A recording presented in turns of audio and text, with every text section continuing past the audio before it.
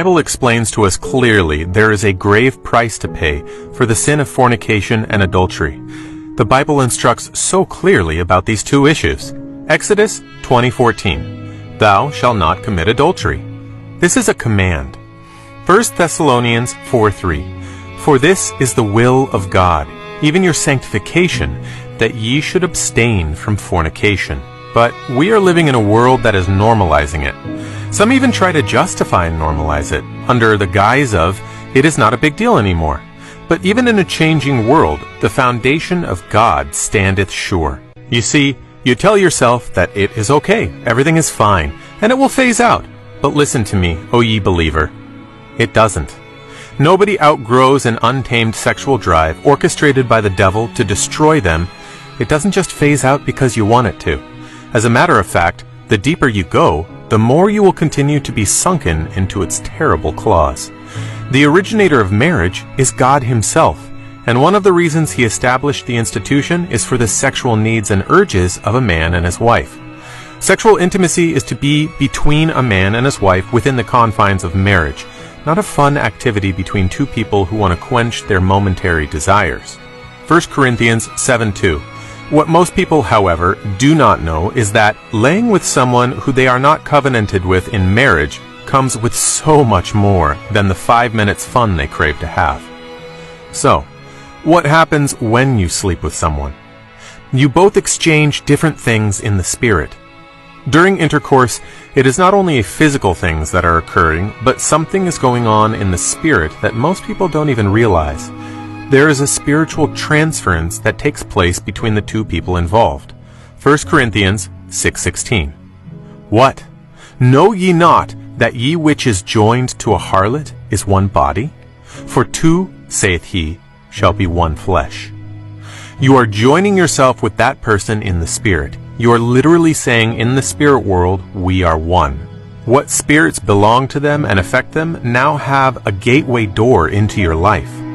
Have you ever noticed two people who are involved in fornication and their relationship is so bad and is so negative, and you ask yourself, why don't they just go their separate ways? They want to leave, but they can't. It's not that simple. There is a connection between the two of them that transcends the physical, that transcends any other platonic relationship. There is a connection between them that transcends nature, that even transcended this world. Know ye not that he which is joined to a harlot is one body. For two, saith he, shall be one flesh. In other words, these two people are married in the unseen world. This is really astonishing to me because I wonder how many people are, quote-unquote, single.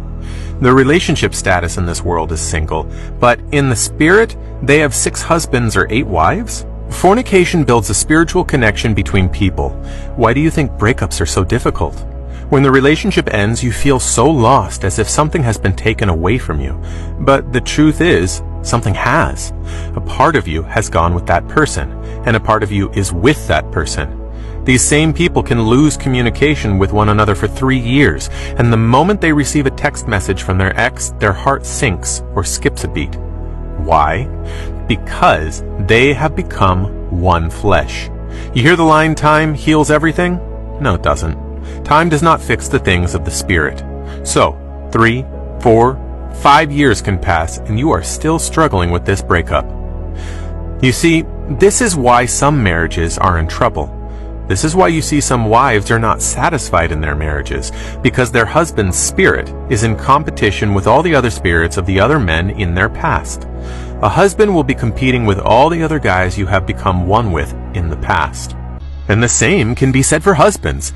This is why you see some husbands are not satisfied in their marriages, because their wife's spirit is in competition with all the other spirits of the other women of the husband's past. Your wife will have to compete in the spirit with all of these other women. And the truth is that there is a war going on in some people right now. And we see people right now that they are married and they look for satisfaction outside their marriage. If you sleep around when you are single, you will find it difficult to stop when you are married. Although you are saved and you are born again, your spirit is housed in a body. Your body is not saved. Your spirit is saved, and you are still living in the flesh, and the flesh remembers what you used to get up to, and the flesh will still desire to live the way that it did in the past. The Bible